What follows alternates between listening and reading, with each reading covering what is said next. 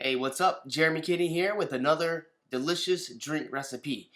I think drinks are very important to make because most of the drinks you buy in the store are not healthy. This one is actually a fermented beverage, so it's going to have some beneficial probiotics in it that make it even healthier. So, of course, it's got ginger, which is extremely healthy, and I don't eat ginger very often. So, this is one of the only ways that I get ginger into my diet. Another reason why I like healthy drinks so much is because you can control the ingredients. You can control the quality of the water, which is the number one ingredient. That's why I have a whole playlist of different healthy drinks to make. So if you haven't seen any other videos, make sure to check them out. Check out the whole playlist when you're done with this video. Now let's get started. I'm going to show you how to make it. It's really simple, it's really quick as well, and it's also really cheap.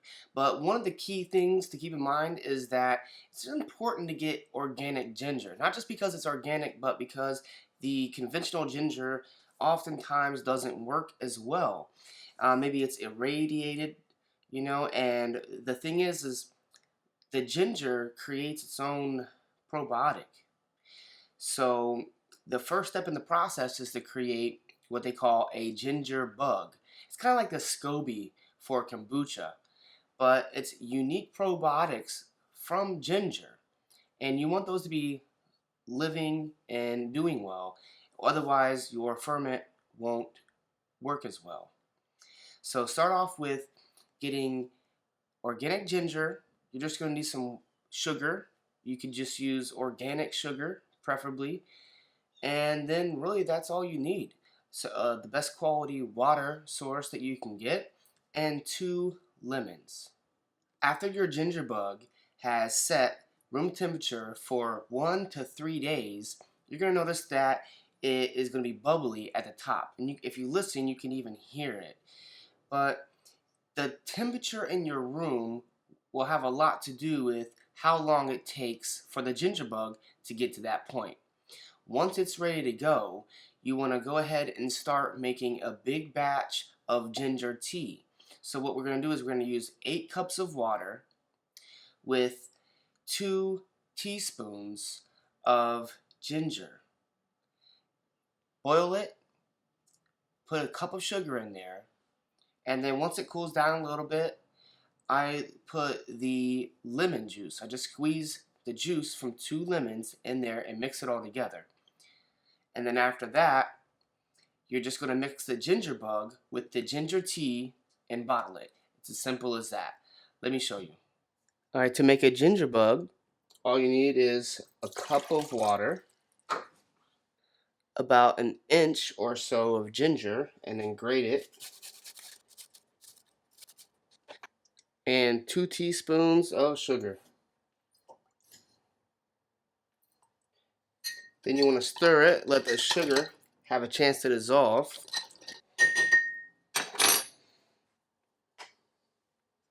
And then all you have to do is cover it with like a cheesecloth.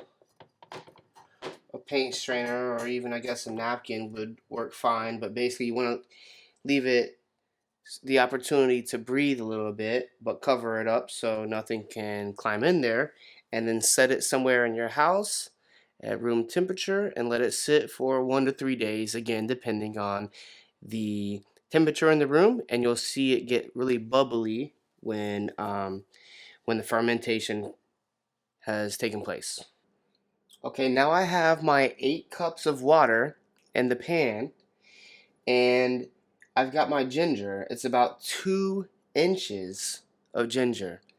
And instead of measuring out how much I have grated, this is about what I use. You can use a little bit more or less, but if you use much more, the taste of the ginger can be a little too strong. So it's really a preference thing. But, I just do it like this to save time instead of measuring out how much it is after I grate it. Because the quicker it is to do and the easier, the more often you're going to be able to do it, and the less you'll procrastinate when doing it. So I'm just going to go ahead and grate the ginger like this. I'm going to turn the water on high. I'm not going to leave it on high. It's just because I'm trying to save time here. I want to bring the water to a boil, or almost to a boil. I don't like to cook my water too high because I believe it causes a white blood cell reaction like cooked food. That was part of Paul Kukoch's, I can't even say it, his work that was I first heard about in the Food Matters documentary. They mentioned the food, but I later on found out that he researched water, and the water works in the same way. You don't want to cook it too much. But anyway, so once it goes warm, 160 to 170 degrees roughly, I'll put it on low, and I'll let it kind of simmer for 10 or 15 minutes. Maybe, you know, if I've got something else to do, I'll let it simmer for a few minutes, then I'll turn the temperature off so I can go in the other room and do something. And it doesn't all have to be grated, because you'll see you get some stringy bits like this, but just grate as much of it as you can, and then you'll be doing a great job. Haha. Boom. Alright, there you go. Now you've got 2 inches of grated ginger in here. You're just going to boil it. While it's still warm, add the sugar so the sugar will dissolve. And then you want to add your lemons. And just as a side note, so you know why I add the lemons later on, is because lemons are a good source of vitamin C.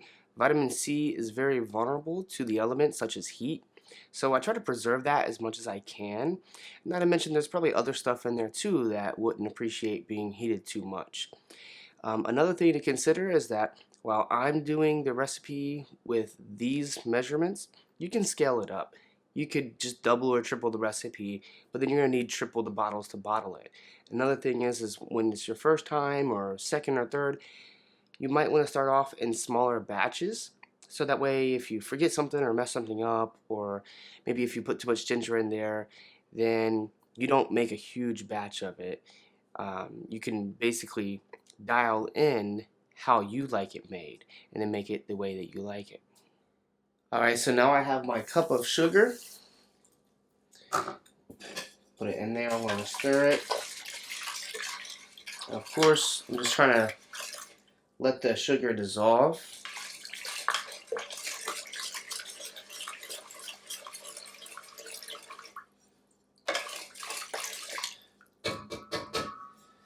Normally, I would let it sit for a little longer before I put the lemon in, but normally I usually use 2 lemons also, but right now I went out and got this lemon from the garden. It's the only one that was ready.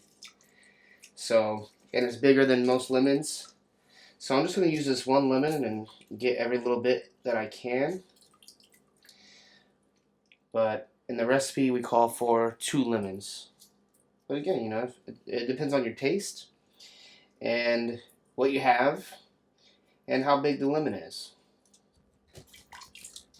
You can use, if you're in a rush or impatient and it's too hot, you don't want to add the ginger bug too fast because the heat can kill the probiotics. So you can just add a little bit of ice cubes. Look at this one. That's pretty cool. Explain that one to me. How does that work?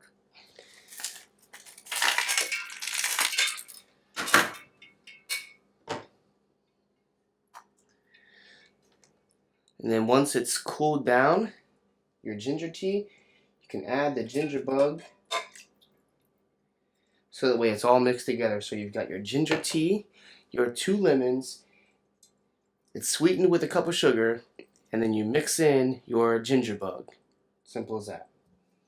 So once everything is combined, all you're going to do is you're going to pour it into a container and strain out the solid bits, and then you're going to have just a liquid that you're going to then bottle up. So here we go.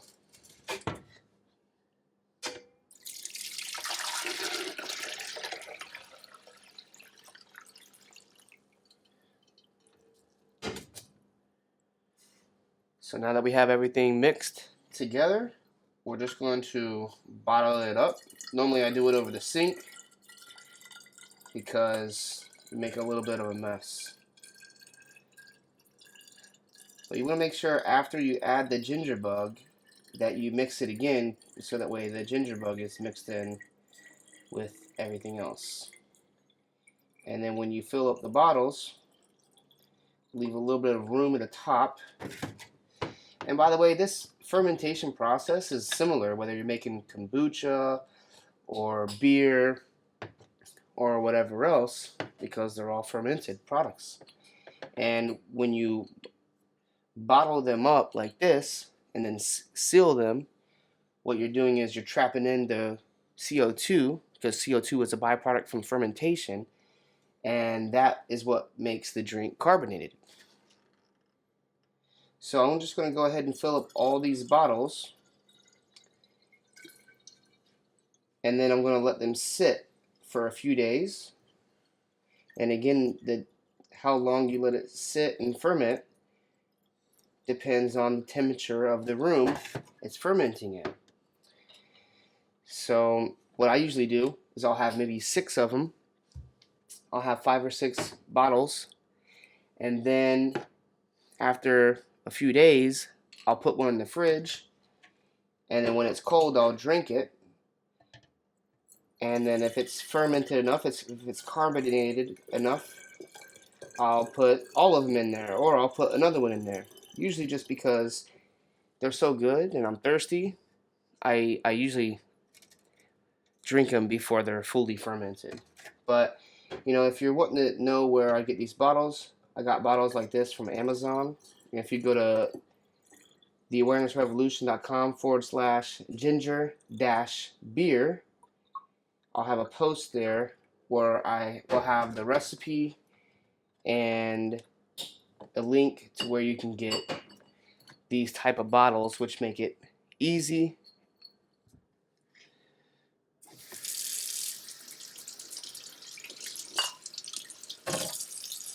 So when you're done, you'll have a few bottles of ginger beer. Again, just let them sit in your house for a few days. Try to let them ferment enough before you pop them in the fridge and drink them. I know it's tempting because they're delicious and you don't want to open them early like I pretty much always do. But make sure to check out the playlist of other healthy drinks that I have, and hope to see you in a future video.